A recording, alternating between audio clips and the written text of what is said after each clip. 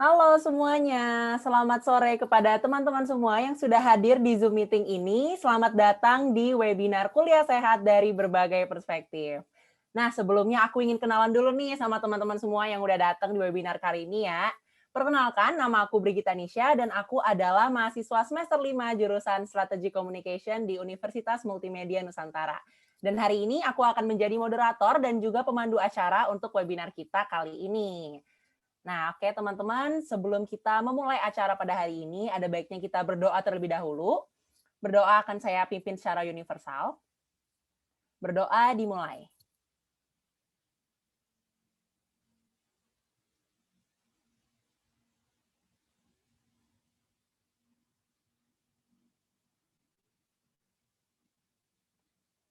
Berdoa selesai.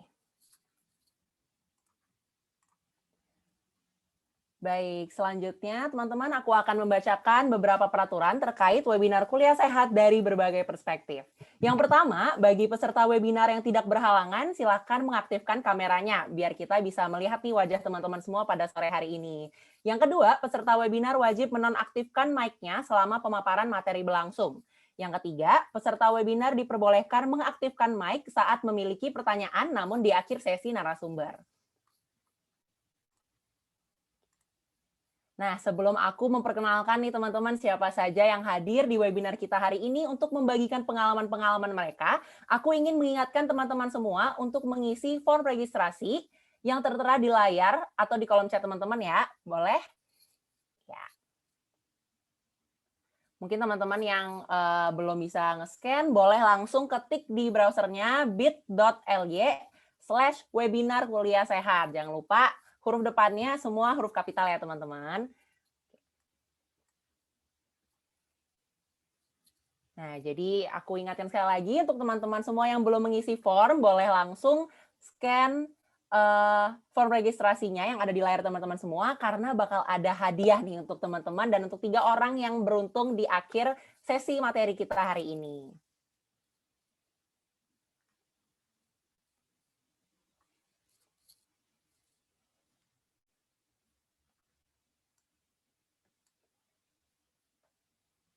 Oke, baik. Mungkin teman-teman semua udah pada di-scan ya, satu-satu, udah pada daftar semua. Sekarang waktunya nih untuk kita panggil narasumber-narasumber kita yang keren-keren banget. Kira-kira mereka bakal ngasih tips-tips menarik seperti apa ya? Nah, tanpa berlama-lama lagi, aku ingin memperkenalkan 4 narasumber kita yang hadir pada hari ini. Yang pertama ada Kak Marco Tanizal. Halo teman-teman, halo Nisha. Halo Kak. Nah, Kak Marco ini merupakan seorang creative manager di salah satu advertising agency yang ada di Tangerang loh teman-teman. Hari ini Kak Marco bakal sharing ke teman-teman semua terkait prestasi, terkait IPK, dan hal-hal lainnya yang kamu butuhkan di perkuliahan nantinya. Nah, yang kedua ada Kak Diego Pramudia. Halo Nisha, halo teman-teman semua.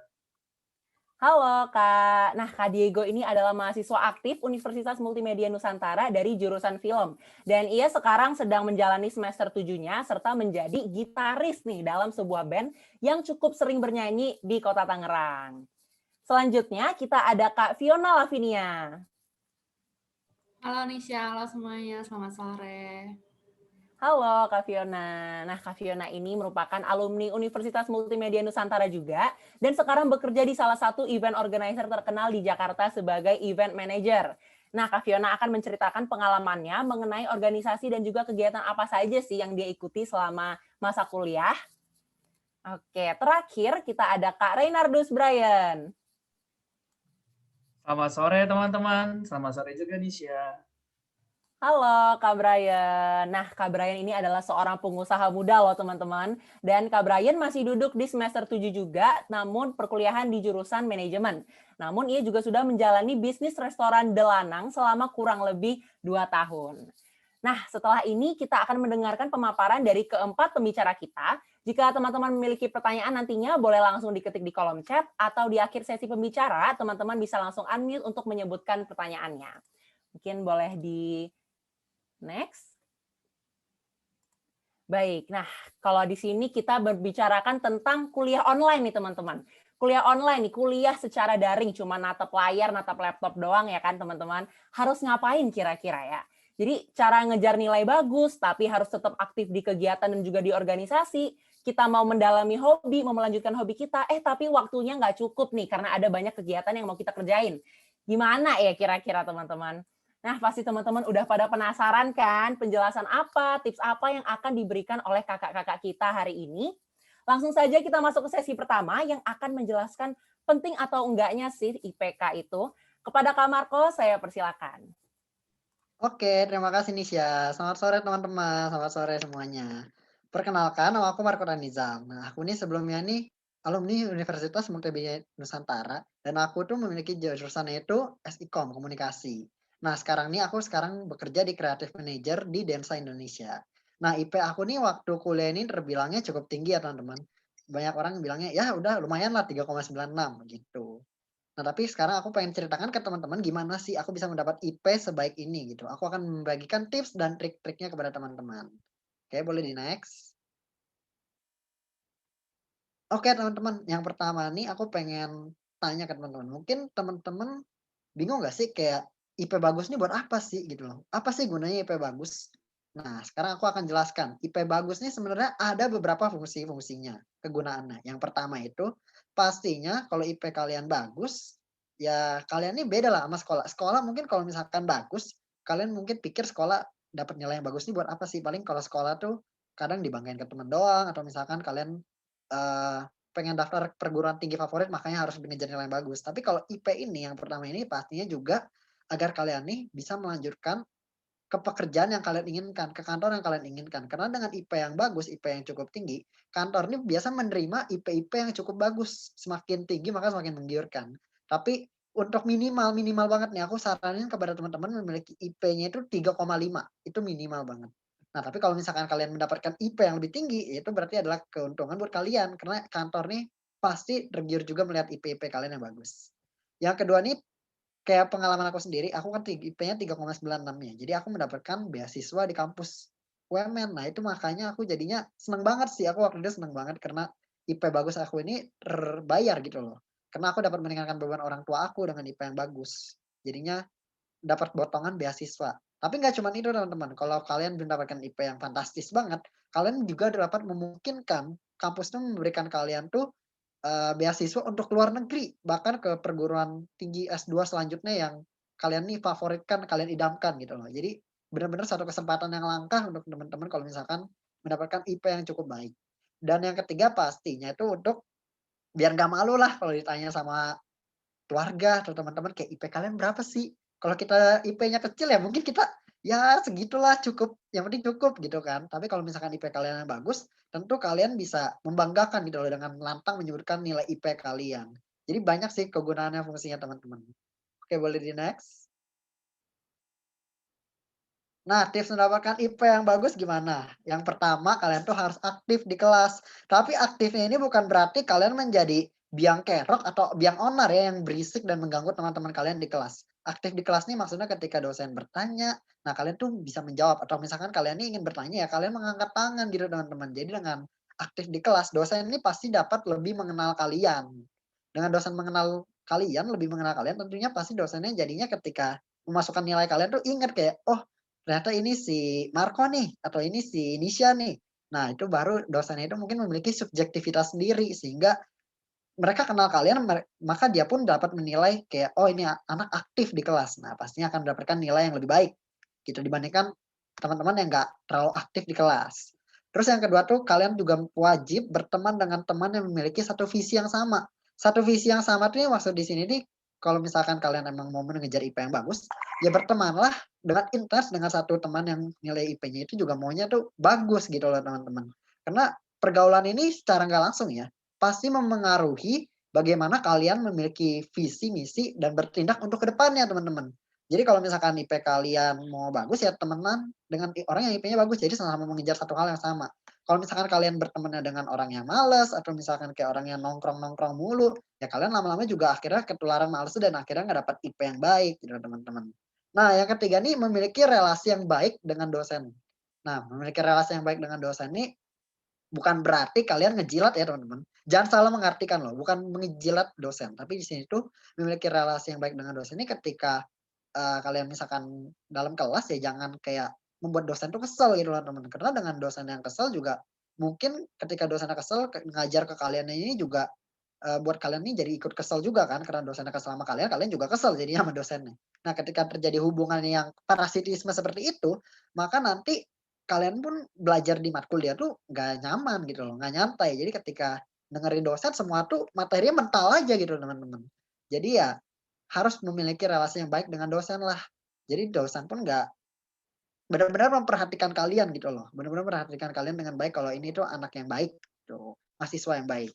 Nah, tapi relasi yang baik dengan dosen ini bukan hanya untuk IP ya teman-teman. Aku mau tekankan juga kalau relasi yang baik dengan dosen ini juga penting.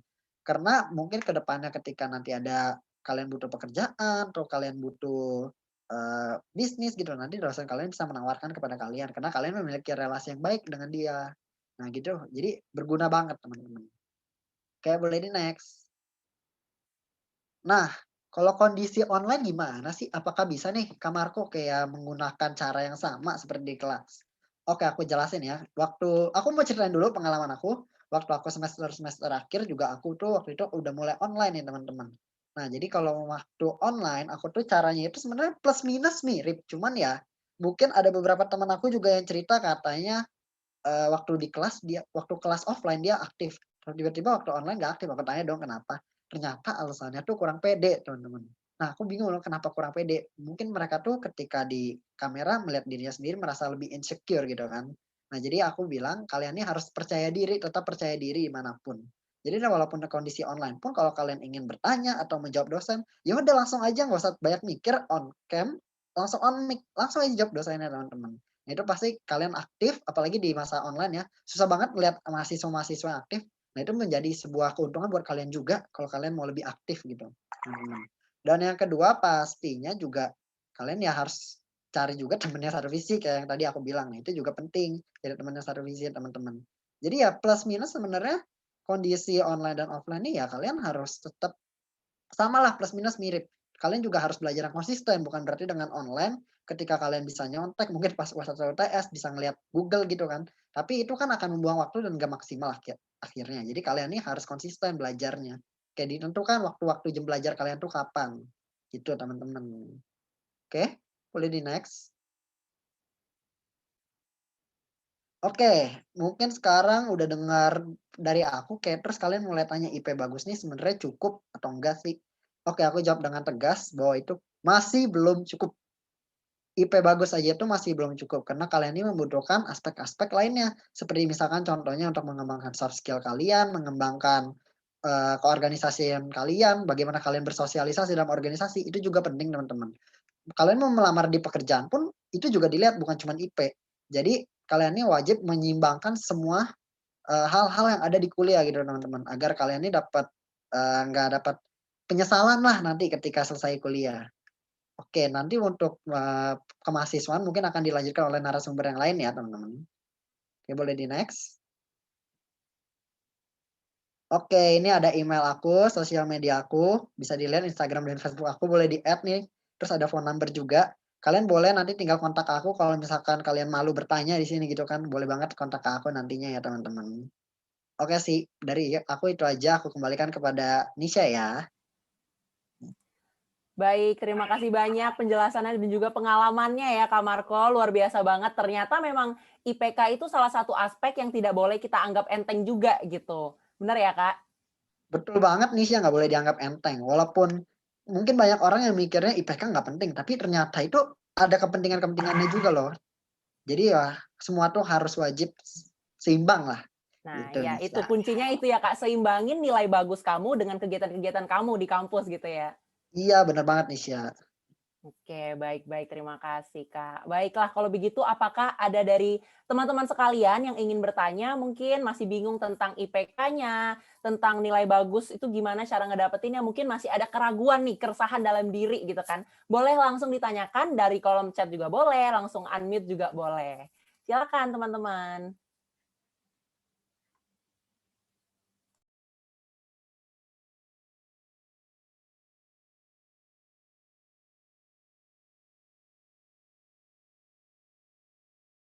Oke, selamat sore Kak Marco. Aku pengen nanya dong, Apakah Kak Marco pernah mendapatkan dosen killer? Jika pernah, bagaimana cara Kak Marco untuk mengatasinya? Terima kasih.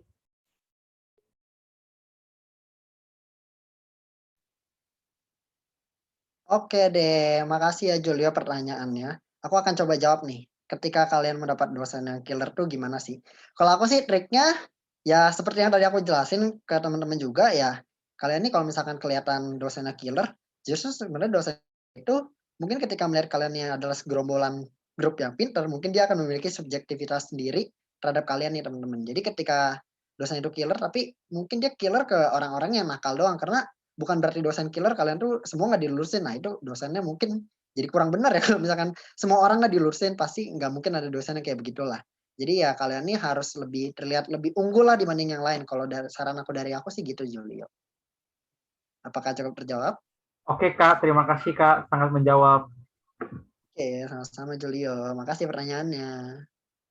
Terima kasih pertanyaannya dari Alexander Julio. Nah, itu sekali lagi ya, Kak, kata kuncinya itu adalah seimbangin gitu. Seimbangin kalau misalkan dapat dosen killer, ya kamu coba gitu kan menjalaninya bareng-bareng mungkin sama teman-teman. Oh, ternyata dosen ini pengennya yang seperti ini. Ya udah kita coba sesuaikan cara-cara kita gitu ya, Kak. Betul banget Nisha. Oke, setuju. Kita sesuaikan Baiklah. dengan cara dosennya. Setuju banget, Kak. Oke deh. Mungkin ada teman-teman lagi yang ingin bertanya? Oke, kita dapat satu pertanyaan lagi nih dari Angelina Putri. Halo Kak, mau nanya, untuk ngelamar kerja ada minimal IPK nggak? Thank you. Silakan Kak Marco. Oke, aku langsung jawab aja ya. Untuk ngelamar bekerja tuh butuh IPK yang ada minimalnya gitu gak sih? Itu sih kalau aku bilang tergantung dari perusahaannya masing-masing. Dia tuh ada yang mungkin 3,5 ke atas atau 3,0 ke atas. Itu tergantung dari perusahaannya masing-masing kayak bagaimana ketentuan yang ada di perusahaan tersebut sih. Jadi sangat bervariatif, tapi ya seperti aku jelaskan lagi, minimal sih 3,5 lah biar aman gitu loh teman-teman. Oke, itu sih dari aku. Apakah cukup terjawab, Angelina Putri? Oke, berarti itu ya Kak, supaya aman, kita berusaha, kita belajar di perkuliahan supaya dapat IPK yang aman gitu ya, yang bisa dipegang untuk nanti masuk ke perusahaan gitu ya Kak. Iya, Oke, benar banget. semoga terjawab ya Angelina. Baiklah kalau begitu, terima kasih Kak Marco atas materinya yang insightful banget. Kalau teman-teman ada yang mau ngobrol lebih lanjut dengan Kak Marco, boleh banget tadi ada sosial medianya. Kalau misalkan lupa, boleh ditanya lagi ke Kak Marco-nya, nanti dia pasti jawab kok teman-teman. Oke, kalau begitu kita lanjut ke sesi selanjutnya. Operator boleh share screen. Nah, sekarang ada Kak Fiona nih, teman-teman. Nah, kalau misalkan teman-teman tuh masih bingung kan, penasaran gimana sih caranya berorganisasi di kegiatan kampus, simak pemaparan Kak Fiona ya. Silakan, Kak. Oke, terima kasih Nisha. Selamat sore teman-teman, aku Fiona, alumni dari Universitas Multimedia Nusantara. Aku udah lulus 3 tahun dan saat ini lagi bekerja sebagai event manager di Kugus Event Organizer. Oke, boleh di next. Oke, hari ini aku diminta buat sharing tentang kuliah sehat dari perspektif aku. Nah, kuliah sehat dari perspektif aku itu adalah kuliah sambil aktif berorganisasi. Apalagi sekarang keadaannya lagi sambil kuliah online. Pasti banyak dari kalian yang ragu untuk ikut organisasi sambil kuliah. Nah, aku bakal bahas soal manfaat ikut organisasi di kampus, terus nanti ada juga tips berdasarkan pengalaman pribadi aku, dan terakhir ada sedikit motivasi juga untuk kalian. Sebelumnya aku sharing dulu tentang pengalaman organisasi aku selama di kampus. Jadi aku pernah ikut kegiatan OMB UMN sebagai PIC selama 6 bulan persiapan. Terus aktif di Dewan Keluarga Besar Mahasiswa atau DKBM UMN yang merupakan organisasi tertinggi di UMN. Terus ikut juga kegiatan mentoring sebagai mentor dengan persiapan selama 6 bulan juga.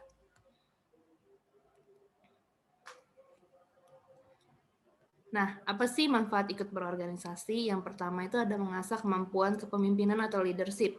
Jadi dengan ikut organisasi, kita dapat melatih jiwa kepemimpinan kita. Meskipun leader dalam satu organisasi itu cuma satu, tapi seluruh anggota organisasi itu juga perlu melatih jiwa leadership-nya. Melalui apa? Melalui tanggung jawab dan tugas yang diberikan.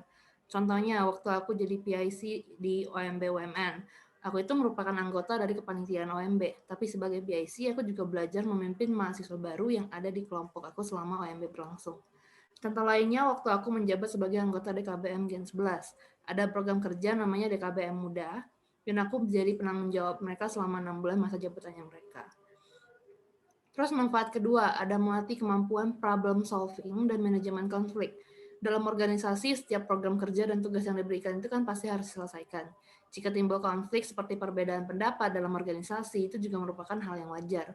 Jadi dengan ikut organisasi, kamu juga sekaligus melatih kemampuan untuk menyelesaikan masalah yang timbul, melatih manajemen konflik, bagaimana cara menghadapi anggota organisasi lainnya ketika timbul konflik atau masalah seperti perbedaan pendapat dan lain sebagainya. Yang ketiga, meningkatkan kemampuan berkomunikasi. Dengan menjadi anggota organisasi, kita pasti berkomunikasi dengan banyak pihak, mulai dari sesama anggota organisasi, pihak kampus, hingga pihak mahasiswa. Setiap stakeholder dari organisasi atau kegiatan kepanitiaan itu tentu memiliki gaya komunikasi yang berbeda. Misalnya, berkomunikasi dengan pihak kampus seperti kemahasiswaan atau rektorat, itu melatih komunikasi secara formal. Berkomunikasi sesama anggota organisasi atau sesama anggota divisi kepanitiaan itu bisa melatih komunikasi formal atau informal tergantung situasi. Berkomunikasi dengan mahasiswa ketika melaksanakan kegiatan atau program kerja itu juga bisa melatih kemampuan komunikasi publik. Terus yang keempat, manfaatnya adalah terbiasa bekerja sama dalam tim. Organisasi atau suatu kegiatan kepanitiaan itu merupakan sebuah tim yang bekerja untuk mencapai tujuannya. Di dalamnya biasa terbagi menjadi beberapa divisi yang saling berkoordinasi dalam melaksanakan tanggung jawabnya. Nah, divisi-divisi itu bisa kita sebut sebagai tim kecil dalam suatu tim besar. Jadi selain belajar bekerja sama dalam tim atau dalam divisi itu, kita juga bisa belajar bekerja sama dan berkoordinasi antar tim yang satu dengan tim yang lainnya untuk mencapai tujuan dari organisasi. Yang kelima, ada belajar bertanggung jawab dan mendisiplinkan diri. Tanggung jawab di sini adalah tanggung jawab terhadap diri sendiri dan juga tanggung jawab terhadap tugas organisasi atau kegiatan kepanitiaan. Kalian sebagai mahasiswa yang aktif berorganisasi juga harus belajar bertanggung jawab menyelesaikan tugas sebagai mahasiswa. Untuk bisa bertanggung jawab penuh, itu kita tentu perlu mendisiplinkan diri sendiri. Harus pandai mengatur waktu dan juga prioritas. Jadi sebelum memutuskan untuk mengikuti kegiatan atau organisasi, itu kamu harus bisa mengenal dengan jelas batasan diri sendiri. Harus yakin juga bisa bertanggung jawab terhadap tugas yang diemban apa enggak. Terus yang keenam, memperluas koneksi. Jadi dengan masuk organisasi atau kegiatan kepanitiaan, khususnya kegiatan yang jumlah anggotanya banyak, itu tentu membuat kita mengenal lebih banyak orang dengan latar belakang, keahlian, dan minat yang beragam. Kita akan mendapat rekan baru, teman baru, atau bahkan mungkin bisa dapat pasangan hidup juga. Jadi dengan ikut organisasi itu sekaligus juga mengembangkan kehidupan sosial kita. Yang terakhir, melatih manajemen waktu. Dengan ikut organisasi sambil kuliah, itu tentu kita juga akan terbiasa membagi waktu agar semua tanggung jawab dapat diselesaikan dan tidak keteteran. Nah, untuk bagaimana cara melatih manajemen waktu, itu akan nanti dibahas oleh teman kita, Renados Brian, di sesi lainnya. Boleh dilanjutkan? Nah, kalau misalnya di UMN, itu sebelum masuk organisasi itu anggota kepanitiaan itu harus melalui proses seleksi formulir, wawancara, baru diterima. Ada juga beberapa kegiatan yang punya seleksi tambahannya sendiri. Jadi ini ada tips dari aku. Yang pertama dari wawancara, ini berdasarkan pengalaman aku. Yang pertama tipsnya adalah suasana hati dan mental kamu itu harus tenang. Jangan gugup, jangan grogi, dan harus percaya diri. Kalau kamu menjawab pertanyaan wawancara dengan gugup, maka akan mempengaruhi penilaian dari pewawancara. Jawaban kamu nggak akan maksimal karena kamu nggak bisa berpikir dengan tenang sebelum menjawab. Pewawancara itu juga bisa menilai kamu itu nggak percaya diri atau nggak optimis. Jadi sebelum kamu masuk ke ruang wawancara, itu usahakan suasana hati kamu itu baik dan tenang. Caranya kamu bisa meditasi atau tarik nafas dan hembuskan secara teratur, berpikir positif dan jangan memikirkan kemungkinan negatif. Yang kedua, cari tahu informasi mengenai organisasi atau kegiatan kepanitiaan yang akan kamu ikuti. Kamu bisa cari tahu informasi tersebut melalui media sosial mereka seperti Instagram atau YouTube. Pahami sedikit mengenai kegiatan seperti apa yang akan dilaksanakan atau yang sudah pernah dilaksanakan oleh suatu organisasi atau kegiatan kepanitiaan tersebut, terutama job desk dari divisi yang kamu pilih. Bekal informasi dan pengetahuan yang kamu punya ini nantinya bisa bikin kamu lebih percaya diri ketika kamu menjawab pertanyaan wawancara. Nah, yang ketiga, kamu bisa minta saran dari senior. Kalau kamu mengenal senior yang aktif berorganisasi atau ikut kegiatan kampus, kamu boleh banget tanya-tanya tentang tips seleksi atau menjawab pertanyaan wawancara. Kalau misalnya di UMN, mungkin senior yang pertama kali kamu kenal itu PIC OMB kamu. Sedikit cerita, aku itu aktif organisasi itu mulai dari semester 2. Kenapa nggak dari semester 1? Karena semester 1 itu aku sempat ikut kegiatan itu 2 kegiatan, tapi itu nggak berhasil, gagal di wawancaranya. Kenapa? Karena aku nggak mempersiapkan diri dengan baik. Asal daftar cuman karena kayaknya kegiatannya seru. Terus ikut wawancara begitu aja. Akhirnya aku ngobrol banyak sama PI SLB aku, terus aku juga belajar dari pengalaman. Dari kegagalan 2 kali itu, terus akhirnya mulai dari aku ikut kegiatan OMB, UMN, DKBM, sampai mentoring itu aku keterima semua. Nah, kalau udah keterima itu sebagai anggota organisasi atau kegiatan kepanitiaan itu, kamu harus yang pertama, bertanggung jawab, jujur, aktif, terbuka, dan optimis. Kamu harus bertanggung jawab menyelesaikan tugas dan job desk yang diberikan karena kamu sudah dipercaya. Harus selalu berperilaku jujur, jangan sampai kamu berbohong atau berbuat curang, karena akibatnya malah kamu akan kehilangan kepercayaan. Kamu harus aktif belajar dan berkembang, harus membuka diri, mau keluar dari zona nyaman, dan selalu bersikap optimis dan juga berpikiran positif. Yang kedua, mementingkan kepentingan organisasi di atas ego kamu. Jangan sampai ego kamu itu merugikan banyak orang.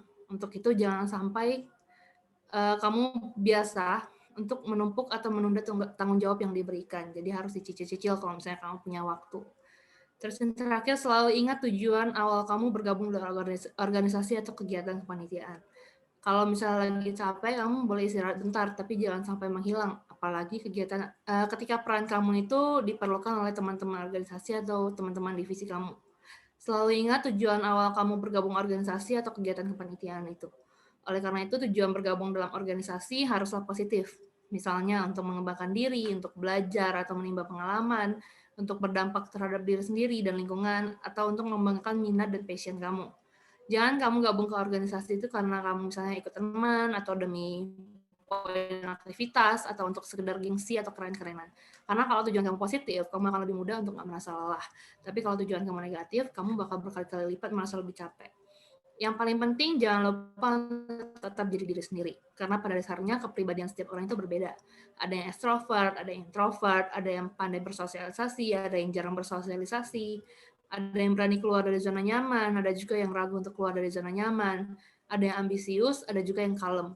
Justru perbedaan itu penting untuk keseimbangan dalam organisasi. Kalau semua anggota organisasi itu ekstrovert, ambisius, pandai bersosialisasi, terus berani keluar dari zona nyaman, yang terjadi justru timbul lebih banyak konflik karena bakal nabrak semua gitu kan. Begitu juga dengan sebaliknya. Jadi kamu cukup perlu jadi diri sendiri dan ikuti kegiatan yang sesuai dengan minat dan passion kamu. Boleh dilanjut? Oke, kalau misalnya nggak terima organisasi atau kepanitiaan gimana? Ya coba lagi. Nggak diterima atau gagal itu bukan berarti kamu nggak mampu.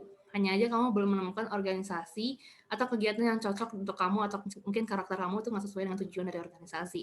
Nah, mengalami kegagalan itu justru bikin kamu itu bisa belajar dari pengalaman. Kayak aku ceritakan tadi, aku gagal 2 kali dan aku nggak nyerah gitu. Jangan takut untuk ikut organisasi, coba terus untuk cari organisasi atau kegiatan yang sesuai dengan minat dan passion kamu. Karena pengalaman organisasi itu penting banget dan sangat bermanfaat terhadap kehidupan pekerjaan kamu kelak.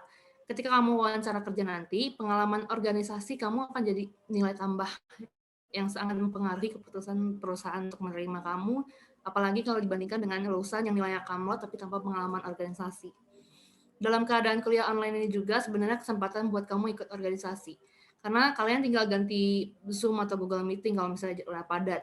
Nggak perlu pusing harus pindah-pindah tempat di waktu yang mepet. Jadi kalian bisa coba lebih banyak kegiatan dan bisa coba lebih banyak pengalaman dari organisasi. Jadi ke organisasi itu penting banget teman-teman, tapi harus ingat juga kalau prioritas utama kalian itu sebagai mahasiswa adalah kuliah. Jadi harus selaras dan sejalan. Gimana kalian pintar-pintar mengatur waktunya aja. Mungkin dari aku segitu aja.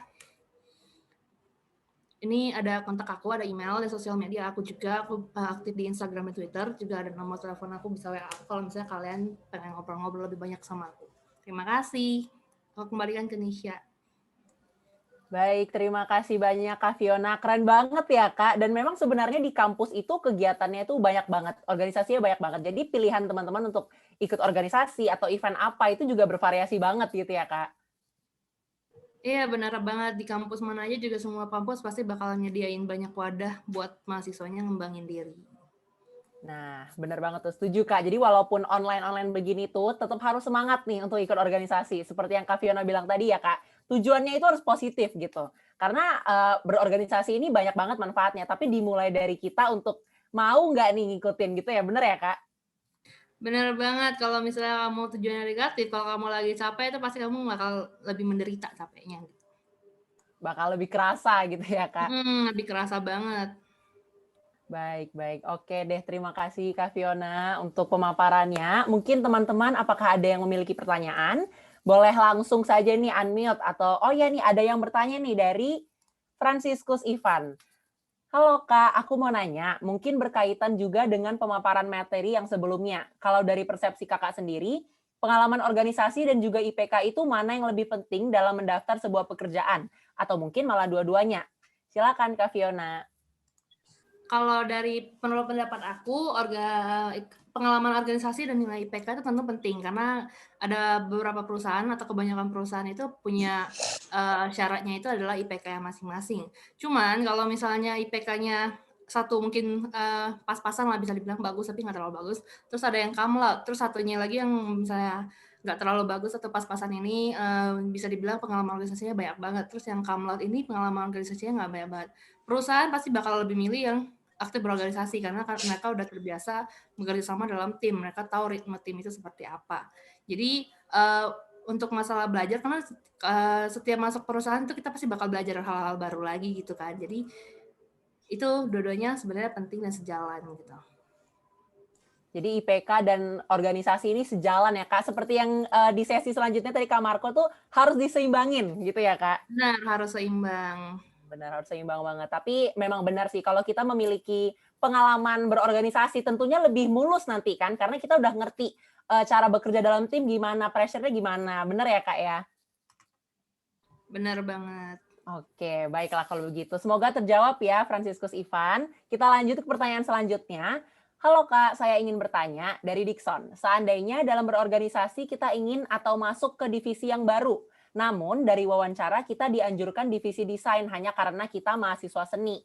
Gimana caranya kita meyakinkan bahwa kita juga bisa di divisi yang berbeda, Kak?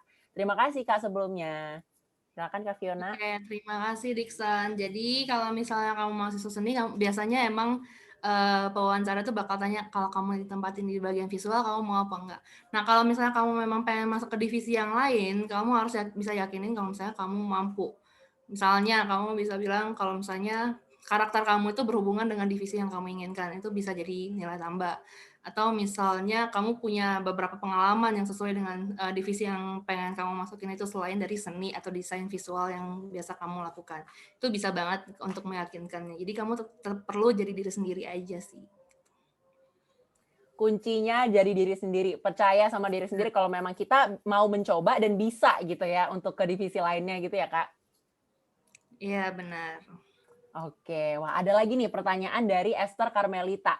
Halo Kak, aku mau tanya, dalam sebuah organisasi itu kan banyak banget divisi dan acaranya. Kadang-kadang itu sangat membingungkan dan takutnya waktu udah masuk gak sesuai Kak. Apakah ada tips dalam mencari divisi yang tepat untuk aku memasuki, apalagi jika dalam suatu organisasi itu gak ada yang sesuai minat dan passion aku? Terima kasih Kak. Mungkin ini sama juga Kak Fiona dengan keresahan aku gimana caranya mencari organisasi yang mungkin cocok gitu dengan passion aku. Gitu Kak. Iya, benar. Jadi terima kasih Esther, terima kasih juga Nisha. Jadi yang pertama kamu harus kenal dulu diri kamu itu seperti apa, karakter kamu itu seperti apa. Misalnya kalau misalnya kamu sukanya kayak membimbing gitu atau adik-adik kelas gitu atau kamu misalnya suka berbagi atau suka bercerita, kamu bisa pilih divisi kayak misalnya aku ikut PIC OMB, jadi aku bimbing mahasiswa baru gitu.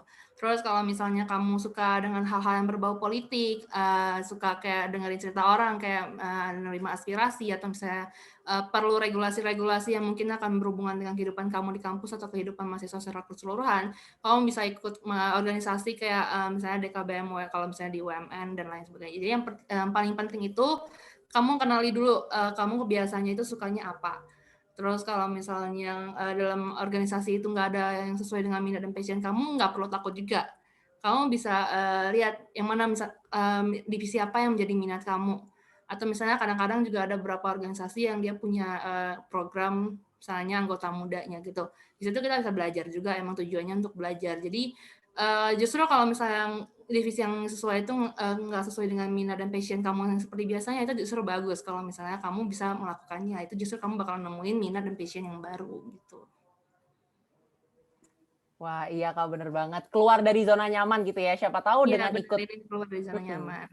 benar. Siapa tahu dengan ikut hal-hal yang kita belum pernah coba, yang belum pernah kita suka, itu bisa menemukan sesuatu yang baru di situ gitu ya, Kak? Benar, benar.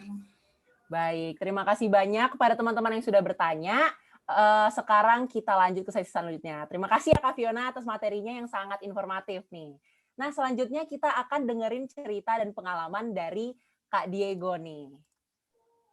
Halo Oke. Kak. Nah, Kak Diego ini adalah salah satu mahasiswa aktif yang sedang ada di semester akhir. Kepada Kak Diego, saya persilakan. Oke, jadi halo selamat sore teman-teman. Perkenalkan aku Beatus Diego. Aku itu merupakan mahasiswa semester akhir jurusan perfilman. Dan aku juga jadi anggota band nih, band musik namanya The Founding Titan.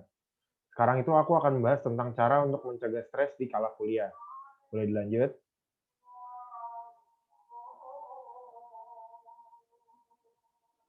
Oke.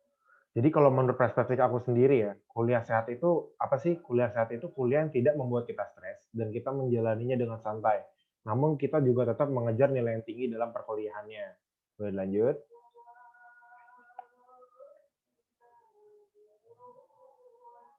Nah, pastinya kan teman-teman sekalian juga pernah kan merasakan tertekan atau sampai stres karena diberi tugas yang banyak oleh dosen. Kalau misalnya nih teman-teman pernah, teman-teman bisa mengikuti cara ini. Salah satunya itu melakukan liburan atau pergi ke suatu tempat untuk menenangkan pikiran kita dari hal yang berbau akademik. Kita itu sebagai mahasiswa juga harus bisa mengimbangi kegiatan kita nih, baik dari akademik maupun non-akademik. Misalnya kita terlalu berfokus pada hal akademik dalam jangka panjang nih, pikiran kita tuh akan menjadi stres banget. Apalagi kan sekarang lagi masa pandemi virus corona tuh, dan perkuliahan menjadi daring.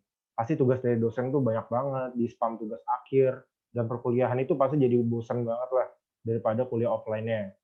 Nah, maka dari itu, kita tuh harus bisa melakukan kegiatan lain seperti pergi ke tempat-tempat yang memiliki view yang indah. Kalau pengalaman aku pribadi ya, kayak beberapa minggu yang lalu itu aku tuh menghadapi tugas akhir semester gitu. Nah, aku jadi sering banget tuh stres karena bingung kayak nyari data-datanya lah, terus kayak pendukung lainnya lah atau bacaan-bacaan lainnya. Jadi karena semakin stres banget, aku memutuskan untuk liburan dulu nih selama 2 hari dan melupakan tugas-tugas tersebut. Nah, tapi setelah 2 hari itu juga aku langsung mengerjakannya tugas lagi. Karena kalau nggak dikerjain ya, masa kewajiban kita biarkan saja kan nggak boleh gitu. Jadi kalau menurut aku sendiri, beristirahat dulu selama berapa hari itu baru kembali ke tugas itu hal yang sangat benar. Jadi itu kita bisa merefresh pikiran kita lagi. Jadi kalau teman-teman juga bisa nih mengikuti cara ini untuk mengurangi stres. Karena udah banyak juga, udah terbukti banget mahasiswa yang berhasil mengatasi stres mereka dengan cara ini. Boleh dilanjut? Oke, jadi kalau cara yang selanjutnya ini untuk mengatasi stres, bisa dengan hobi kalian. Jadi teman-teman tuh juga harus mengetahui diri sendiri apa saja hobi kalian dan menekuni hobi tersebut. Pastinya kan teman-teman punya hobi-hobi tertentu nih, kayak misalnya hobi memasak lah, bermain game, atau bermain musik, atau fotografi, atau hal yang lain-lainnya yang teman-teman sukai. Maka teman-teman tekuni dan giat hobi kalian itu. Karena kalau hobi kalian yang punya itu merupakan hal yang sangat berharga. Kalau misal kita berawal dari hobi nih, kalian juga bisa loh mendapat banyak tujuan. Suatu hobi juga bisa dijadikan suatu pekerjaan. Misalnya orang yang memiliki hobi masak dari kecil nih, maka peluang dia akan menjadi chef sangat besar. Atau orang yang memiliki hobi bermain game. Misalnya di antara teman-teman tuh ada yang suka banget bermain game dengan sangat jago atau menguasai game tersebut. Maka teman-teman bisa tuh menjadi pro player games online seperti yang kebanyakan di Indonesia ini. Jadi kalau aku pribadi itu punya hobi bermain alat musik. Jadi setiap hari aku pasti juga bermain alat musik untuk mengisi waktu setelah kuliah. Jadi kan aku punya kenalan nih, teman yang punya band musik juga. Kebetulan aku diajak nih untuk mengisi posisi gitaris di band tersebut. Karena tuh dia tahu kalau aku sering bermain gitar, latihan sendiri, terus memiliki skill yang mencukupi. Jadi band musik tersebut bernama The Founding Titan. Dan karena aku bermain di band musik itu juga, aku udah bisa nih menghasilkan uang sendiri untuk uang jajan sehari-hari dan bisa mengurangi beban orang tua juga tentunya.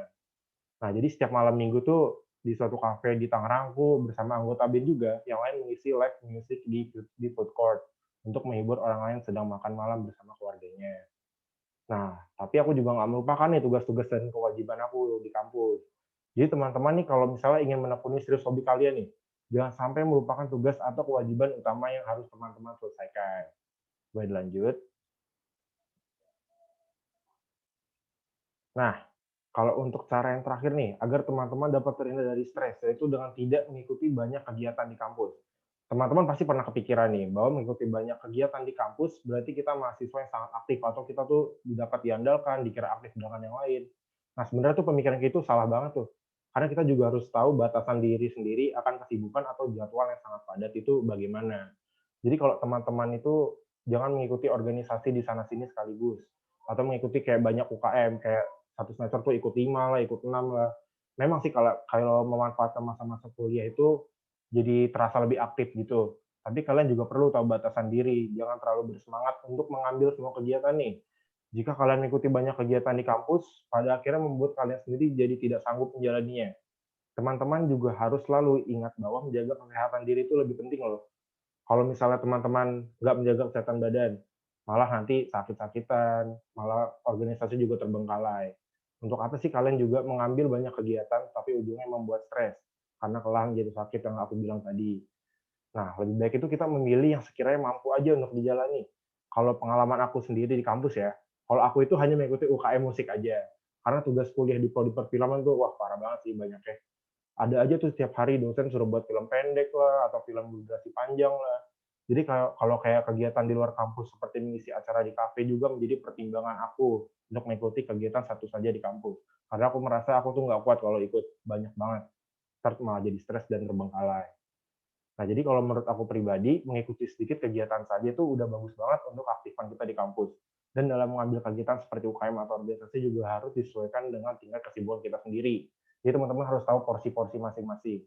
Apalagi saat ini kan sedang ada pandemi nih. Teman-teman tuh bisa juga loh menyesuaikan kayak jadwal dengan kegiatan apa yang ingin kalian ikuti. Kalau misalnya kayak tugas-tugas kuliah dari dosen kalian tuh sedikit, kalian juga bisa mengikuti 1 atau 2 organisasi.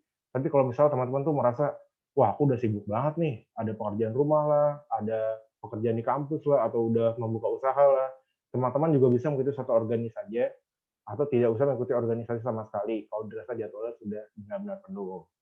Next. Oke, maaf Kak Diego, mungkin tadi terputus sedikit nih Kak Oh, Diego, ada terputus yang ya? nge-lag nih. Iya, Oh, boleh oke. mungkin ya silakan. Oke, jadi kalau misalnya tadi nih gara-gara putus-putus kurang jelas lagi, bisa hubungi di email aku atau sosial media atau nomor aku. Jadi kita bisa ngobrol lebih banyak lagi gitu. Oke, baik. Terima kasih banyak Kak Diego atas materinya yang sangat menarik ya Kak. Memang kalau lagi kuliah ini biar nggak stres itu enaknya dibarengi dengan hobi-hobi, mau itu masak, main alat musik kayak Kak Diego, melukis, dan masih banyak lagi ya Kak yang bisa didalami gitu. Ya, itu tuh merefresh pikiran kita juga kan, daripada kita mikir tugas-tugas mulu, ntar malah stres banget gitu. Iya, jadi untuk istirahatkan otak dulu ya. Jadi kita Iya, membahagiakan diri dulu, baru setelah itu balik ke tugas dong ya Kak, benar? iya bener dong. Kewajiban kan nomor 1. Nah iya, tugas nomor 1, bener banget tuh Kak. Baik, terima kasih Kak Diego atas materinya. Teman-teman mungkin ada yang mau nanya nih, mungkin ada yang mau sharing pengalamannya ke Kak Diego, mungkin ada yang hobinya sama nih, main gitar, nyanyi sama kayak Kak Diego, boleh langsung teman-teman unmute aja atau boleh chat di kolom chat pertanyaannya. Silakan teman-teman.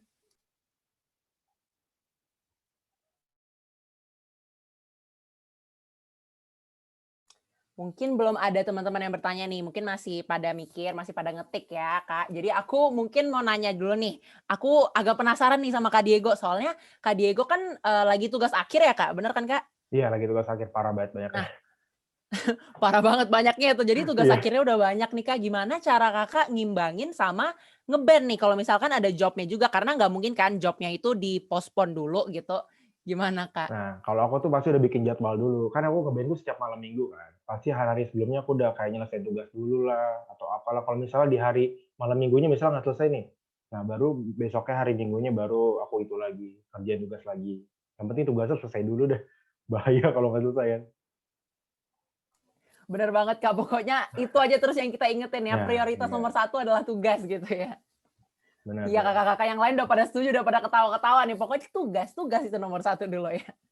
Oke, mungkin teman-teman ada yang ingin bertanya? Oke, kita dapat pertanyaan lagi nih dari Esther. Hai Kak, aku mau tanya, gimana sih caranya buat gak keterusan atau kebablasan melepas stresnya sama seneng-senengnya? Terima kasih Kak. Nah ini benar banget, aku juga mau ngomong nih Kak, karena setuju, aku kalau udah nonton, udah melepas stres nih bakal keterusan, bakal males. Nah itu gimana sih Kak cara ngatasinnya? Oke, pertama tuh kalau aku sendiri ya, aku itu kayak bikin jadwal gitu sehari. Nah, jadi misal di per hari itu aku pengen ngerjain tugas dulu, kayak kita mau nonton TV dulu atau apa gitu. Nah, kita tuh harus bikin jadwal dulu, sama kita tuh ada kesadaran diri untuk menyelesaikan tanggung jawab kita gitu loh. Apalagi ntar kita dosennya kan killer kan, kayak bayangin mukanya, wah serem banget nih kita kalau nggak nyelesain tugas. Nah gitu. Jadi mendingan kita bikin jadwalnya, kita ikuti jadwal-jadwalnya juga gitu loh. Kalau aku. Oke, kalau Kak Diego nih tipsnya bikin jadwal nih, biar kita juga harus ada sadar kan ya dalam diri sendiri nih, Nah, oh jam segini aku udah harus stop nih, jam segini aku udah harus ngerjain tugas, bener ya Kak? benar-benar. Baik, oke semoga terjawab ya Esther. Kita dapat satu pertanyaan lagi nih dari Iren Glory. Kak Diego pernah kesulitan membagi waktu karena kebanyakan tugas dan job manggung nggak Kak? Kalau iya, apa yang Kak Diego lakukan? Merelakan sebagian nilai atau membatalkan manggungnya? Terima kasih Kak. Oh, kalau aku sih nggak pernah ya, soalnya aku udah dari sebelum-sebelumnya udah ngejadwalin juga kan. Jadi kayak misalnya yang tadi aku bilang di malam minggu nih, jadi di Senin sampai Sabtu itu aku harus bisa ngelesain tugas-tugasnya dulu. Jadi kalau kepepet juga hari Minggunya kan masih bisa gitu. Jadi harus jadwal Oh, tuh harus itu banget deh, penting banget. Kalau misalnya jadi kita kuliah sambil kerja gitu. oh iya, iya benar kan jatuhnya jadi Kak Diego tuh kuliah sambil kerja ya. Iya, Berarti Kak, oh hari Senin dan hari Jumat tuh pokoknya di-booking untuk tugas gitu ya iya. Kak? Pokoknya kalau misal Senin sampai Jumat kita fokusin aja tuh ke kuliah perkuliahan gitu. Terus malamnya misalnya kita ada senggang waktu, bolehlah kita nonton TV lah atau main gitar kayak hobi aku gitu biasanya kalau Nah, aku. oke.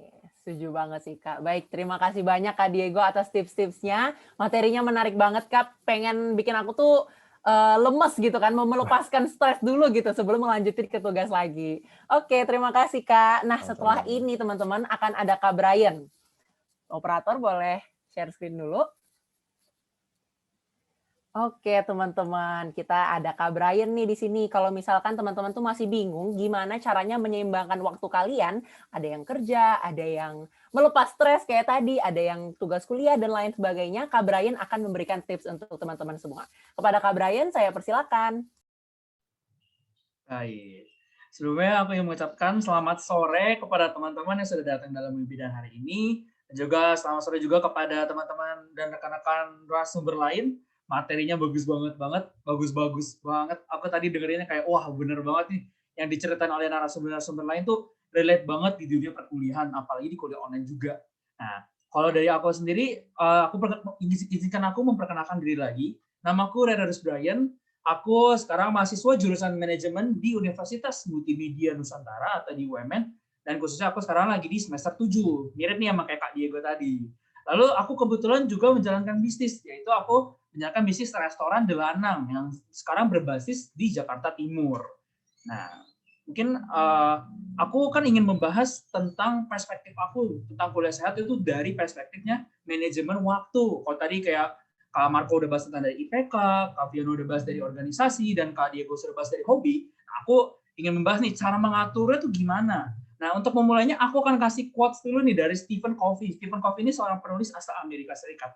Dalam bukunya dia menulis, kebanyakan dari kita menghabiskan terlalu banyak waktu untuk hal-hal yang mendesak dan tak cukup waktu untuk hal-hal penting. Nah, semoga quotes ini tuh kayak membuka wawasan teman-teman dulu ya terhadap apa itu sebenarnya waktu yang aku bahas sih. Nah, lalu aku akan bahas dari dasarnya dulu nih. Sebenarnya manajemen waktu itu apa sih? Jadi manajemen waktu adalah proses pengendalian waktu yang berdasarkan rangkaian kegiatan yang telah kita rencanakan dan dipertimbangkan berdasarkan kemungkinan-kemungkinan lain yang harus dilakukan pengontrolan pada akhirnya supaya maksimal. Nah, mungkin jika dilihat di PowerPoint, aku sudah memerahkan ya 3 poin utama: pengendalian waktu, rangkaian kegiatan, dan pengontrolan. Pengendalian waktu sendiri di sini bukan maksudnya kita seperti di film-film ya, kita mundurin waktu, majuin waktu, stop waktu, bukan seperti itu teman-teman. Tapi pengendalian waktu yang aku maksud di sini adalah kita bisa memanfaatkan, bisa mengefektifkan waktu itu seefektif dan seefisien mungkin, terutama untuk melakukan rangkaian kegiatan nih yang udah kita rencanakan. Contoh kayak tadi Kak Diego, katanya minggu ada rencana apa pengen ngeband. Nah, dia Jumat Sabtunya kerjain tugas dulu. Nah, itu bisa bilang tuh udah pengendalian waktu berdasarkan rangkaian kegiatan. Nah, karena kalau kita udah bisa mengendalikan waktu kita udah punya rangkaian kegiatannya, yang paling penting adalah pengontrolannya juga. Jika kita bisa mengontrol kegiatan-kegiatan itu, nah niscaya nantinya manajemen waktu kita nih sehat, bisa dibilang itu kayak manajemen waktu kita yang baik dan sehat seperti itu. Nah, lalu mungkin ini aku kembali bertanya lagi, sebenarnya manajemen waktu itu penting banget gak sih Kak Brian? Jadi seperti ini teman-teman, manajemen waktu itu sangat-sangat penting. Lalu kalau penting, apa manfaatnya? Jadi ada 5 manfaat, sebenarnya banyak banget manfaatnya, tapi menurut aku 5 ini yang penting, terutama di dunia perkuliahan ya. Yang pertama, meningkatkan reputasi dan kualitas diri. Yang kedua, lebih banyak memberikan waktu luang. Ketiga, mengurangi masalah dan stres. Keempat, lebih banyak menyelesaikan pekerjaan. Dan yang kelima, ada waktu darurat atau waktu cadangan. Nah, sebenarnya kalau teman-teman perhatikan, kelima poin ini tuh berhubungan, jadi nggak ada yang berdiri sendiri. Aku jelasin ya. Jadi kalau misalkan yang pertama, meningkatkan reputasi dan kualitas diri. Jika kita nih teman-teman, kita udah bisa mengatur waktu ke diri kita sendiri.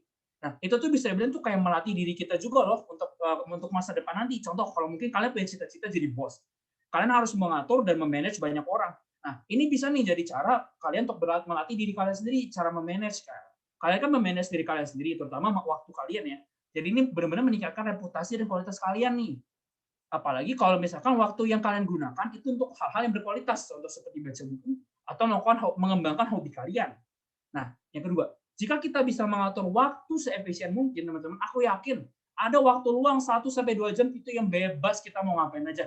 Kalian mau tiduran, kalian mau baca buku, mau melakukan hobi apapun, pasti ada kalau kalian bisa memanage waktu dengan baik. Yang ketiga, mengurangi masalah dan stres. Nah, ini ada hubungannya. Jika kita bisa meluangkan waktu banyak untuk istirahat, dan juga tentunya ada waktu untuk kita nugas, ada waktu untuk kita istirahat, ada waktu untuk kita makan, dan lainnya, itu tuh bisa mengurangi masalah dan stres. Kenapa?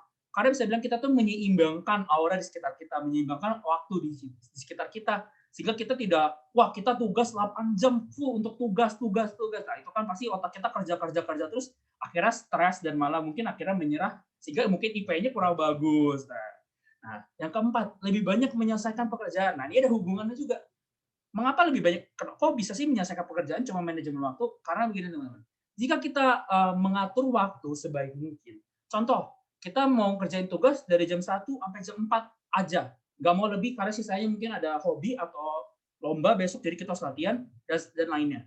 Nah, di 4 jam ini teman-teman usahakan seefektif dan semaksimal mungkin tuh kalian kerjainnya. Dan kalau bisa, aku bukan menuntut kalian, tapi lebih baik kalau kalian bisa sambil multitasking. Kenapa? Contoh, kalau aku jujur, aku kerjain tugas sambil mantau bisnis. Itu multitasking buat aku. Tapi mungkin untuk multitasking teman-teman beda ya. Itu disesuaikan dengan preferensi teman-teman sendiri. Nah, yang kelima, ada waktu darurat atau waktu cadangan. Sebenarnya gunanya waktu darurat atau waktu cadangan ini apa sih? Jadi ini bisa dibilang seperti kayak finansial ya. Kalau finansial kita kayak punya uang simpanan, uang dana pensiun, dan lain-lainnya. Nah, kalau waktu bisa dibilang mirip teman-teman. Jadi contoh begini, ketika kalian mengatur waktu kalian dengan baik, contoh nih, kalian di siang hari habis kuliah jam 2 selesai. Kalau aku sih kuliah jam 2 selesai ya. Aku jam 2 selesai, aku duduk. Tiba-tiba mamaku telepon, "Dek, itu papa masuk rumah sakit. Tolong dong kamu jagain ke rumah sakit segala macam." Nah, itu kan bisa dibilang aku kaget dong, karena itu bisa dibilang darurat dan itu benar-benar tiba-tiba. Aku nggak ada rencana, tiba-tiba datang. Lalu aku bilang, "Oke nih, aku siap. Aku langsung ke rumah sakit." Karena kenapa aku bisa langsung siap? Bisa bilang langsung siap. Pertama, karena itu darurat. Yang kedua, karena aku udah menyisihkan waktu sebelumnya. Kenapa? Karena aku udah merencanakan nih, kalau aku selesai jam 2, aku mau rencana nugas 2 sampai 3 atau 2 sampai jam 2 sampai jam 4. Tapi gara-gara kalau ada rencana darurat, oke deh, nggak apa, aku bisa mundurkan rencana kerjaan tugas aku dari jam 6 sampai jam 8.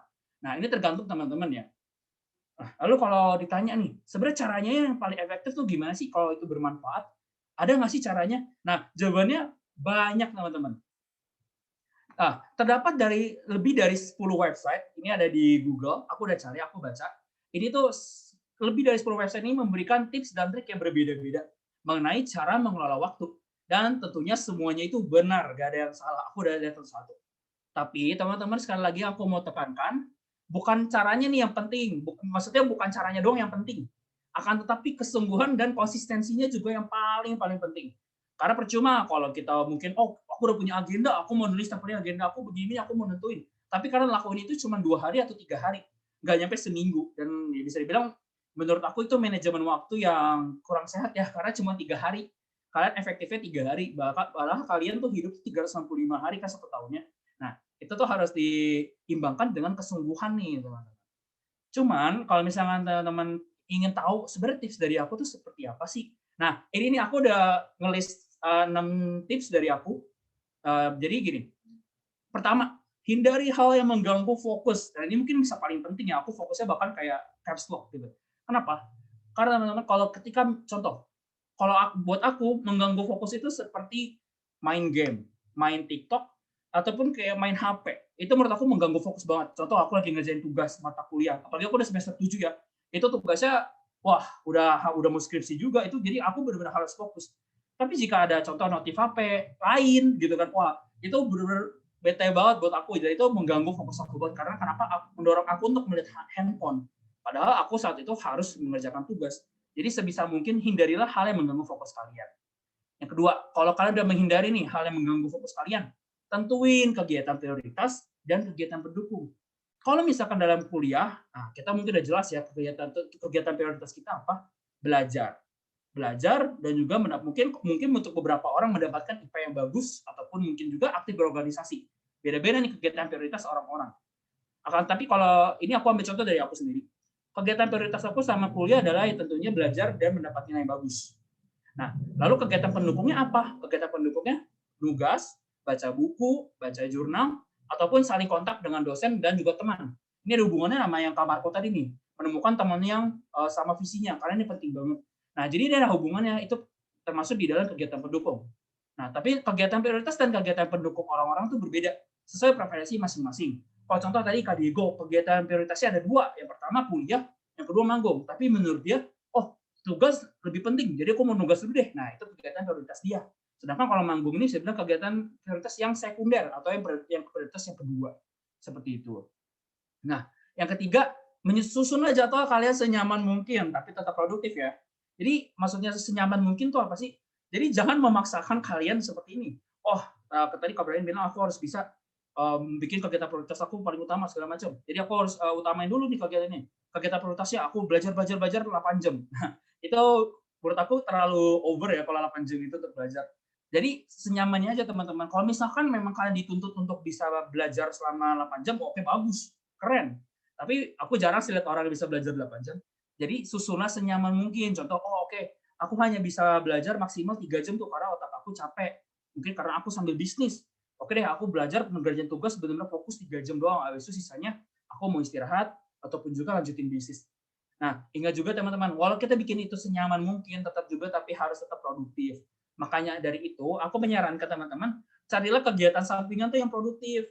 Mungkin kalau misalkan teman-teman sukanya main handphone, nonton TikTok atau main game, bisa aku bilang main game mungkin kurang produktif ya. Tapi kalau misalkan nonton TikTok teman-teman, secara nggak langsung itu juga produktif loh kalau kalian melihat konten-konten yang mendidik.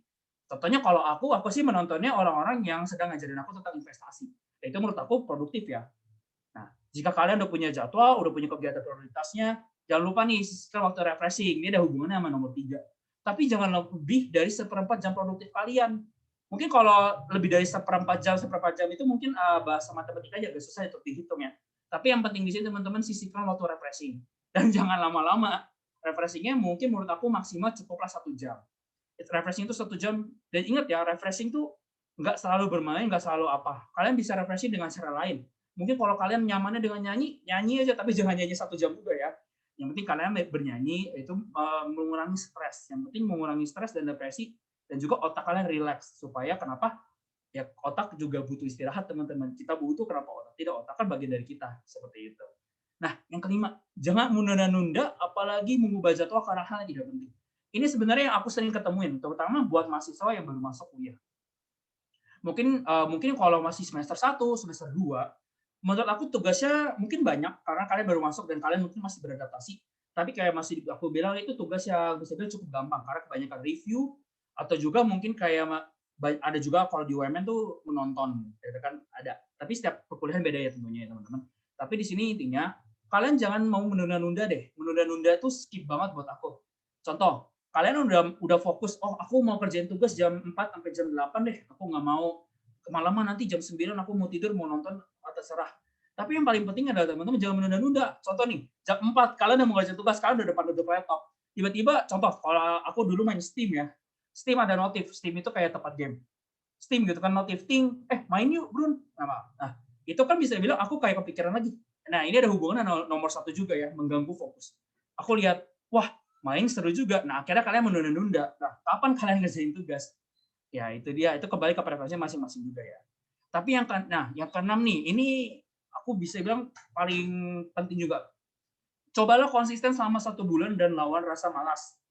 Kenapa? Kalau misalkan kalian bisa melakukan 1 sampai 5, tapi kalian nggak konsisten sekali lagi, itu semua sia-sia teman-teman. Karena pada akhirnya kalian cuma mencoba 1 hari kalian produktif, 3, 6, 4-nya mau kemana? Seperti itu teman-teman. Aku bukan menuntut kalian untuk produktif setiap hari, tapi seminimal mungkin tetaplah produktif. Supaya kenapa? Untuk meningkatkan kualitas diri kalian juga tentunya. Supaya mungkin kalian bisa menjadi Kak Marco yang IPK-nya bagus, atau mungkin Kak Fiona yang aktif organisasi, ataupun juga Kak Diego nih yang bisa nge-band, ataupun kayak aku yang sambil bisnis yang udah dapat income. Padahal aku masih kuliah. Nah, mungkin kalau misalkan 6 tips ini agak sulit untuk dilakukan, nah simpelnya teman-teman, kalaulah waktu kalian selayak kalian mengelola sikap bersama gebetan nih. Wah, ini mungkin relate banget ya. Contoh, kenapa aku bilang begini? Contoh kalian sama doi nih jalan gitu, nggak mungkin dong kalian ngupil atau mungkin juga kalian dorong dia, itu nggak mungkin banget karena itu bukan sikap yang menurut aku beretis ya, cukup ya. Tapi begini teman-teman, intinya ketika bersama gebetan kita bisa tuh mikirin, oh aku harus bersikap gentle kalau cowok, atau cewek, oh aku harus bisa bersikap manis dan lainnya. Yang penting kalian tuh di situ mencoba disiplin untuk menjadi orang yang baik. Nah, sama juga dengan waktu teman-teman. Kalau doi aja kita baikin, kenapa waktu diri kita sendiri nggak dibaikin, teman-teman? Nah, jadi kalau waktu kalian juga disiplin ya. Oke, mungkin untuk lebih masuknya lagi nih, aku udah kasih jadwal aku. Ini ketika waktu aku masih kuliah ya. Ini waktu semester 4-5. Sekitar semester 4-5 aku melakukan apa aja sih?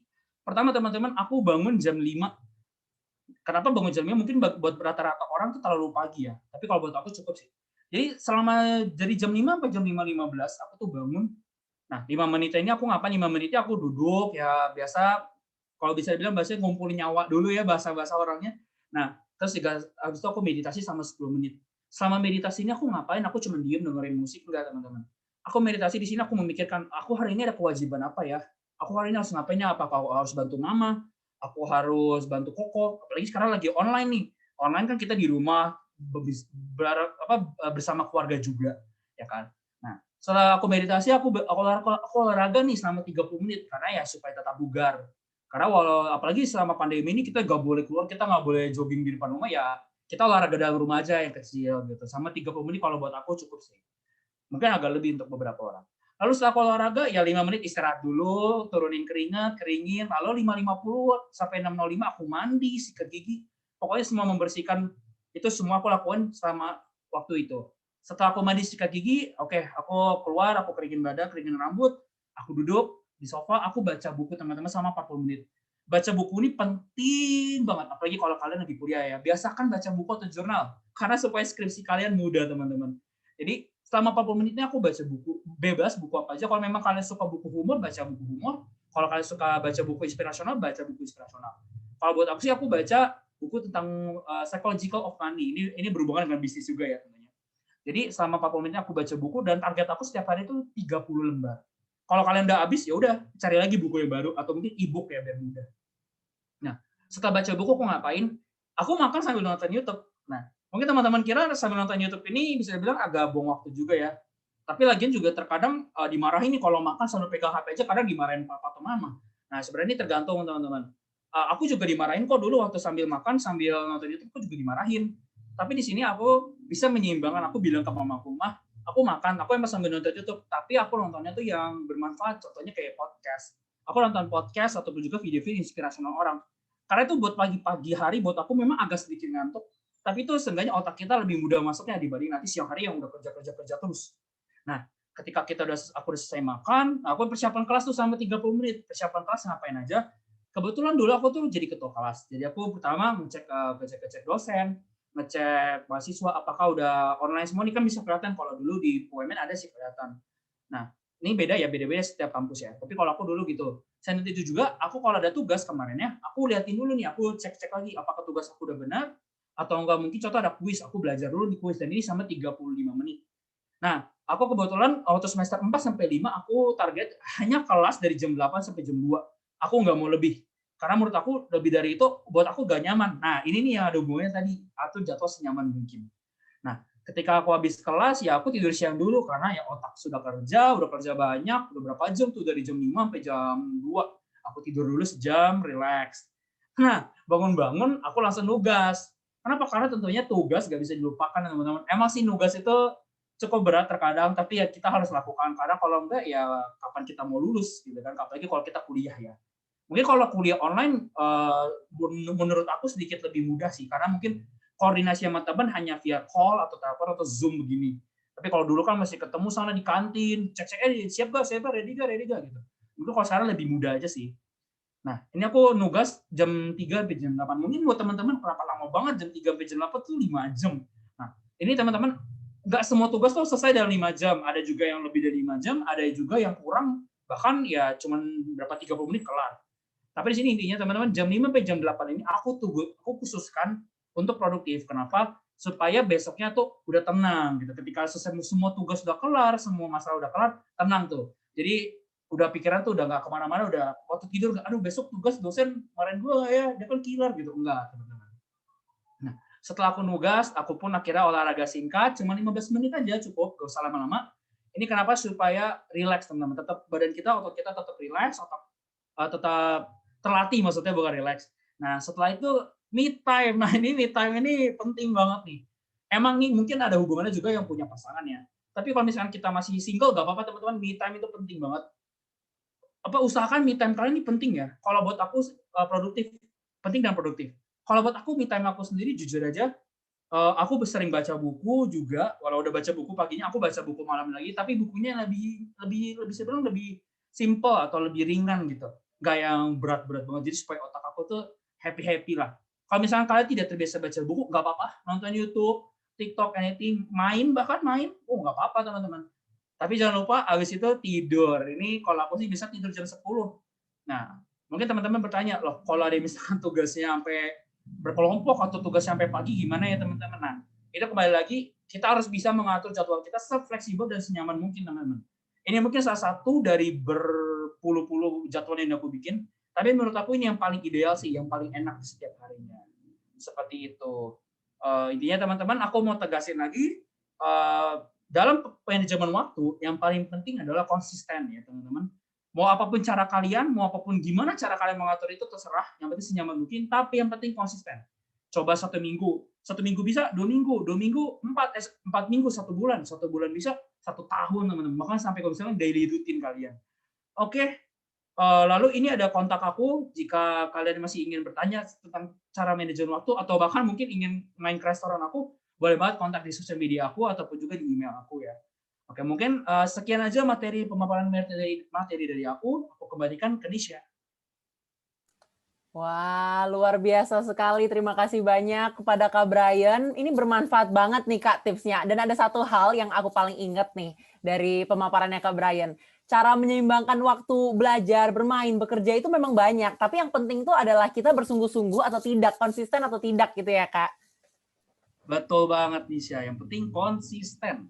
Nah, konsisten. Itulah kata kuncinya, teman-teman. Sekali lagi terima kasih kepada Kak Brian. Itu tadi juga ada contoh jadwalnya tuh. Mungkin teman-teman bisa meniru dulu Kak Brian. Siapa tahu misalkan dengan mengikuti tips-tipsnya Kak Brian, teman-teman bisa lebih produktif. Setiap harinya bisa mengerjakan banyak hal gitu.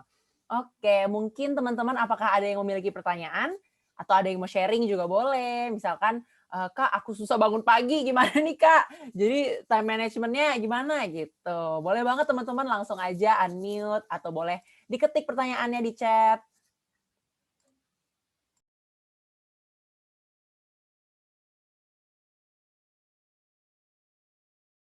Oke, mungkin sambil menunggu teman-teman yang lain yang masih mungkin ngetik nih, soalnya mau nanya kan ke Kak Brian, aku penasaran nih Kak sama Kak Brian.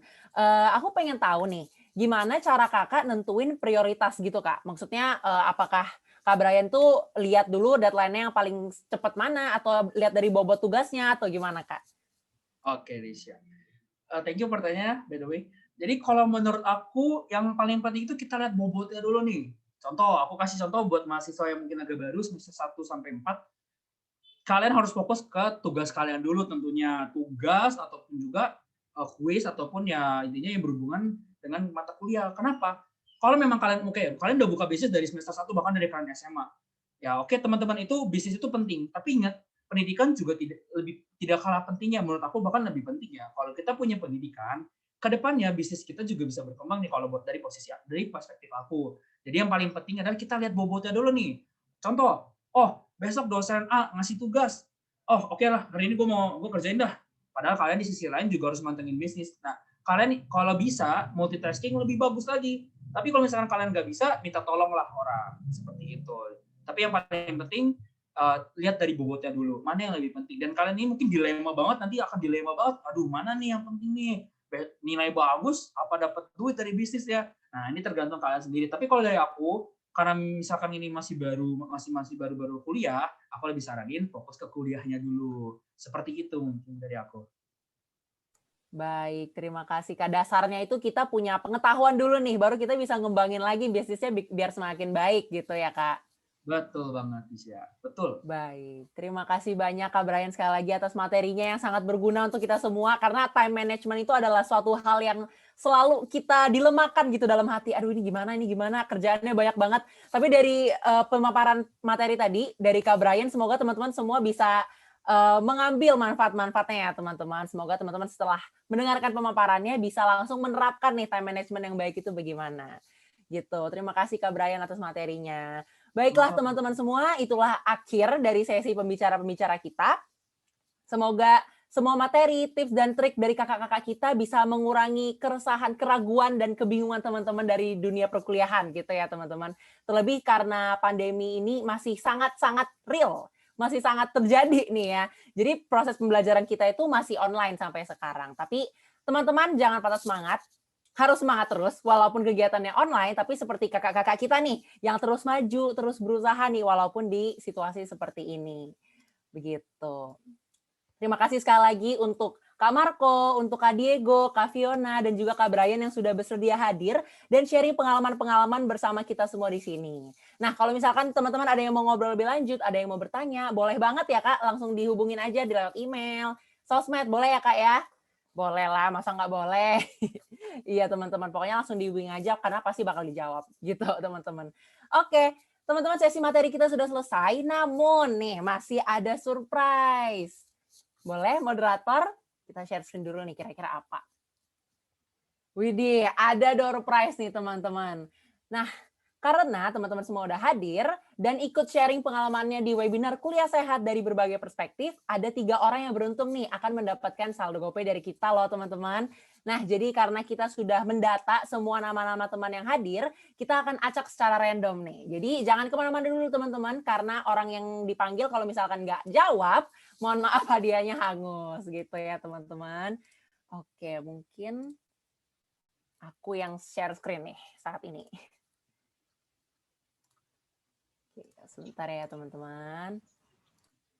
Tunggu ya, jangan kemana-mana nih, jangan hilang. Karena siapa tahu namanya dipanggil kan, jadi harus selalu stay di sini teman-teman. Oke, aku share screen ya. Oke, ini semua sudah kita data, teman-teman semua, namanya ada di sini semua. Akan kita draw 3 pemenang. Jadi, mari kita lihat. Aku pencet ya, Kak. Setuju, boleh? Setuju, silakan Isya. Oke, baik. Kita mulai. Pemenang pertama adalah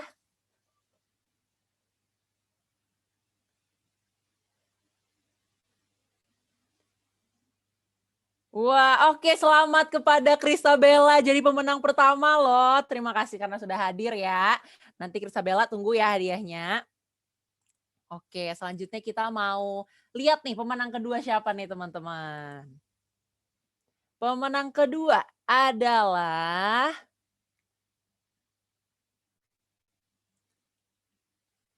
oke, selamat kepada Fiona Priscilla. Sebelumnya aku mau nanya dulu nih, mungkin moderator boleh bantuin aku ya. Ada nggak Fiona Priscilla di sini? Atau ada nggak Kristabella di sini? Kalau ada boleh infoin aku ya.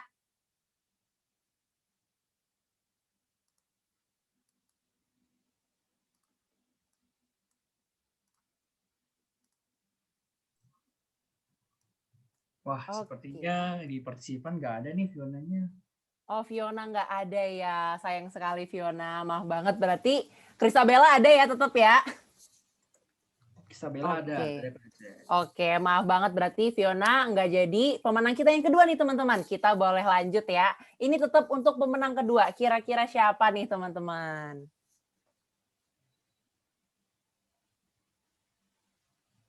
Oke, kepada Dickson. Selamat sudah menjadi pemenang kedua. Apakah ada Dickson di sini? Moderator mungkin? Oh, ada tuh di chat katanya. Oke, mantap sekali. Selamat ya Dickson sudah jadi pemenang kedua. Sekarang kita mau acak lagi nih pemenang ketiga. Kira-kira siapa? Ini pemenang terakhir nih teman-teman. Ayo pegangan. Siapa nih terakhir nih?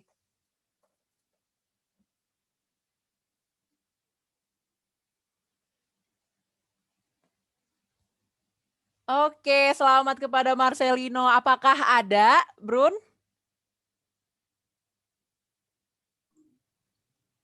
Waduh, nggak ada lagi nih ternyata di Waduh, sini. nggak ada lagi. Oke deh kalau begitu. Maaf sekali kita harus remove Marcelinonya. Sekarang kita coba ulangi lagi ya teman-teman. Ini adalah pemenang ketiga. Oke.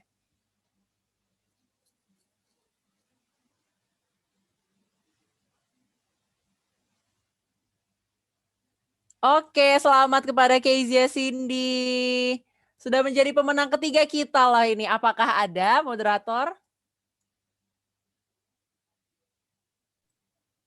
Wah, nggak ada lagi ternyata sih orangnya. Nggak ada lagi teman-teman. Wah, ini kesempatan menang teman-teman masih Sama banyak teman. nih berarti ya. Oke, berarti maaf sekali Kezia Cindy nggak dapet ya karena orangnya nggak ada.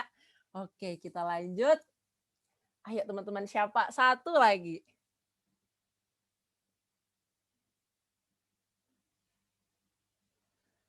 Oke, selamat kepada Wisli Wijaya. Apakah ada orangnya di sini? Ada, oke. Baik, terima kasih dan selamat kepada Wisli sudah menjadi pemenang ketiga nih, terakhir nih teman-teman.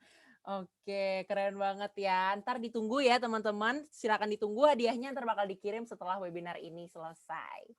Oke, teman-teman, itu dia door prize kita pada hari ini. Terima kasih karena sudah ikut join. Dan sekali lagi saya ucapkan banyak terima kasih untuk teman-teman yang sudah bersedia hadir dan meramaikan webinar kita pada malam hari ini. Pokoknya malam ini tuh seru banget, informatif banget, dan aku mendapatkan banyak banget tips-tips untuk menjalani perkuliahan aku ke depannya juga. Karena aku baru semester 5 nih kan, jadi aku dapat banyak banget insight dari kakak-kakak semua. Oke, semoga teman-teman juga merasa demikian ya. Ingat, jangan patah semangat teman-teman, karena akan ada banyak hal menyenangkan yang akan terjadi di depan kamu. Dan aku yakin semua teman-teman di sini bisa menjalani perkuliahannya dengan baik. Oke teman-teman, sebelum kita menutup acara kita pada malam hari ini, kita akan mengabadikan momen ini bersama yuk teman-teman. Oke teman-teman, dipersilahkan untuk on cam atau on kamera supaya kita bisa foto bareng nih sama pembicara kita dan juga teman-teman yang sudah hadir di Zoom ini. Boleh teman-teman, ayo kita foto bareng nih. Kapan lagi kan kita foto bareng-bareng kan, satu Zoom. Ini pasti banyak dari teman-teman kampus lain nih kan. Aku yakin banget banyak banget teman-teman dari kampus lain nih. Oke, masih ditunggu ya teman-teman. Kita foto bareng yuk.